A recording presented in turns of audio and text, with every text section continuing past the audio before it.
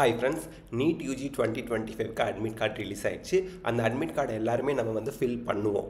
இந்த admit card fill பண்ணுறதுலையும் exam ஹாலுக்கு இந்த அட்மிட் கார்டு எடுத்துகிட்டு போகும்போதும் நீங்கள் பண்ணக்கூடாத 3 விஷயங்கள், அதுக்கு பதிலாக நீங்கள் என்ன கண்டிப்பாக பண்ணணும் அப்படிங்கிறத தெளிவாக இந்த வீடியோவில் நான் உங்களுக்கு சொல்லிடுறேங்க.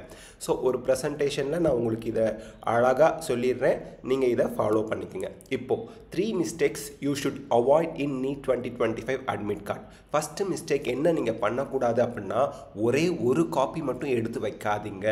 At least take minimum 3 copies. ஆனால் எக்ஸாம் ஹாலுக்கு நீங்கள் ஒரு காப்பி தான் எடுத்துகிட்டு போக போகிறீங்க. ஆனால் உங்கள் கையில் வீட்டில் அட்லீஸ்ட் 2 காப்பீஸ் இருக்கணும். ஒரு காப்பி நீங்கள் வீட்டிலேருந்து எக்ஸாம் ஹாலுக்கு போகும்போது ஃபில் பண்ணி எடுத்துகிட்டு போகணும். வீட்டில் வச்சுருக்கக்கூடிய அட்மிட் கார்டோட காப்பி ஃபில் பண்ணாமல் இருந்தாலும் பிரச்சனை இல்லை. எக்ஸாம் ஹாலுக்கு கொண்டு போகிற அட்மிட் கார்டு காப்பி ஃபில் பண்ணி எடுத்துகிட்டு போங்க. ஃபஸ்ட் பேஜில் பாஸ்போர்ட் சைஸ் ஃபோட்டோ ஒட்டிடணும், உங்கள் லெஃப்ட் தம் இம்ப்ரெஷன் வச்சிடணும். செகண்ட் பேஜில் போஸ்ட் கார்டு சைஸ் ஃபோட்டோ ஒட்டிடணும். அவ்வளவுதான் நீங்கள் பண்ண போகிறது. உங்கள் சிக்னேச்சர்லாம் எக்ஸாம் சென்டரில் எக்ஸாம் ஹாலுக்குள்ளே இன்விஜிலேட்டர் முன்னாடி தான் நீங்கள் சைன் போட போகிறீங்க.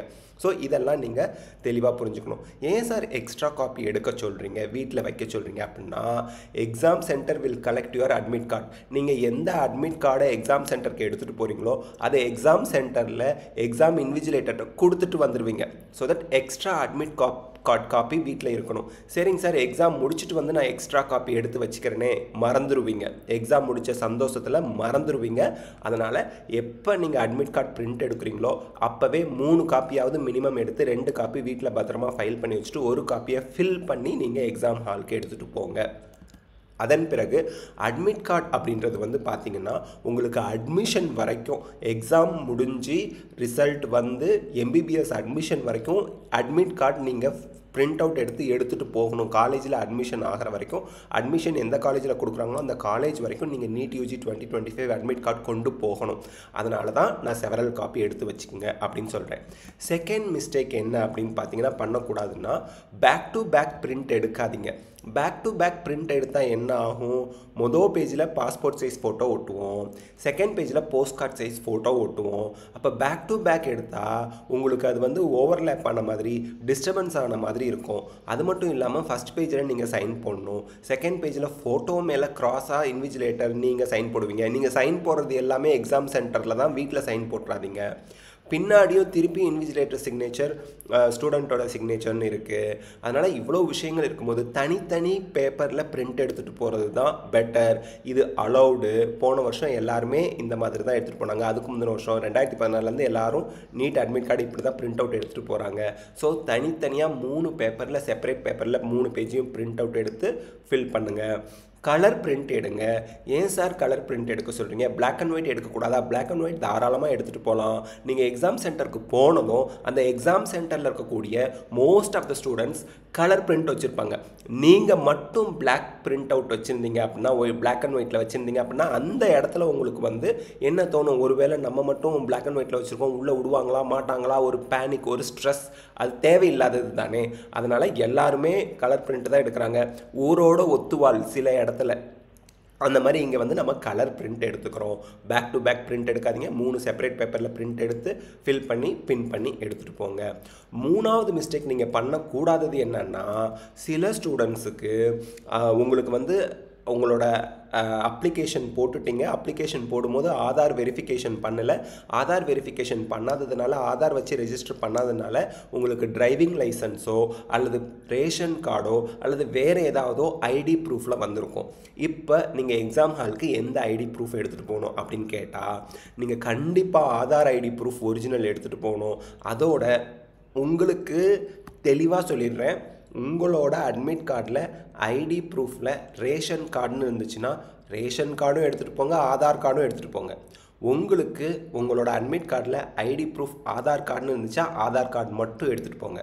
ஸோ ஆதார் கார்டுன்னு மட்டும் இருந்தால் ஆதார் கார்டு டைரெக்டாக ஒரிஜினல் எடுத்துகிட்டு போயிட போகிறீங்க.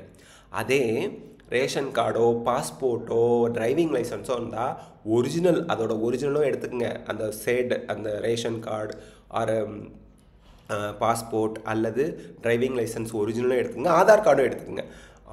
ஆதார் ரிஜிஸ்டர் பண்ணாதவங்களும் ஒரிஜினல் ஆதார் கார்டு எடுத்துகிட்டு போகணும். இதில் எந்த மாற்று கருத்தும் கிடையாது. இந்த தவறை பண்ணிடாதீங்க. ஆதார் கார்டு எடுக்காமல் போயிடாதீங்க. என்னோட அட்மிட் கார்டில் ஐடி ப்ரூஃபு, ரேஷன் கார்டுன்னு இருக்குது, பாஸ்போர்ட்னு இருக்குங்கிறதுனால நான் வந்து அதை எடுத்துகிட்டு போயிட்டேன், ஆதார் கார்டு எடுத்துகிட்டு போகலன்னு சொல்லக்கூடாது. உங்களுக்கு கம்பல்சரி இந்தியாவில் இருக்கக்கூடிய ஒவ்வொரு குடிமகனுக்கும் ஆதார் கார்டு கொடுத்துருக்குறாங்க. ஸோ அந்த ஆதார் கார்டு ஒரிஜினலாக நீங்கள் எடுத்துகிட்டு போகணும். இதில் எந்த மாற்று கருத்தும் இல்லை. திருப்பி சொல்லிடுறேன், ஐடி ப்ரூஃபில் உங்களுக்கு ஆதார் கார்டுன்னு போட்டிருக்கா, ஆதார் ஐடி மட்டும் எடுத்துகிட்டு போங்க. ஆதார் கார்டு போடாமல் வேறு போட்டிருக்கா, என்ன போட்டிருக்கோ அதையும் ஆதார் கார்டையும் சேர்த்து 2 ஐடி ப்ரூஃபை எடுத்துகிட்டு போங்க. எக்ஸாம் சென்டரில் போய் நீங்கள் கிளாரிஃபிகேஷன் கேட்டு அதுக்கப்புறம் நீங்கள் உள்ளே போய்க்கலாம். ஏன் சார் நீங்கள் இவ்வளோ வருஷம் எக்ஸ்பீரியன்ஸ் இருக்குன்னு உங்களுக்கு சொல்கிறீங்க, ஆதார் கார்டு மட்டும் எடுத்துகிட்டு போ, அதில் ரேஷன் கார்டு இருந்தால் கூட ரேஷன் கார்டு எடுத்துகிட்டு போகாமல் ஆதார் கார்டு மட்டும் எடுத்துகிட்டு போகணும்னு நீங்கள் சொல்லலாமே அப்படின்னா, ஒவ்வொரு வருஷமும் ரூல்ஸில் சில சேஞ்சஸ் வந்துக்கிட்டே இருக்குது. அதனால் 2ஐயும் எடுத்துகிட்டு போயிட்டால் எதை எடுத்துகிட்டு போக சொல்கிறாங்களோ அதை உள்ளே எடுத்துகிட்டு போகலாம், வேணாங்கிறத வெளியில் பேரண்ட் கிட்ட கொடுத்துட்டு போயிடலாம். பட் ஆதார் ஐடி ஒரிஜினல் எடுத்துகிட்டு போகணுங்கிறத மட்டும் மறந்துடாதீங்க. ஸோ கன்க்ளூஷனாக சொல்லிடுறேன், உங்களுக்கு ஐடி ப்ரூஃப் ஆதார் கார்டுன்னு போட்டிருக்கு அட்மிட் கார்டில்னா ஆதார் கார்டு மட்டும் எடுத்துகிட்டு போங்க. அதே ஐடி ப்ரூஃப் வந்து ரேஷன் கார்டோ அல்லது பாஸ்போர்ட்டோ டிரைவிங் லைசன்ஸோ வேறு எதுவும் இருந்தால் அதையும் எடுத்துக்கணும். ஆதார் கார்டு கம்பல்சரி எடுத்துகிட்டு போகணும். 2 எடுத்துகிட்டு போக வேண்டியது தான். அவங்க கண்டிப்பாக ஆதார் கார்டு தான் கேட்பாங்க, மீதி வெளியில் கொடுத்துட்டு போகணும்னு சொல்லுவாங்க. வெளியில் கொடுத்துட்டு போங்க, நிம்மதியாக இருக்கும்.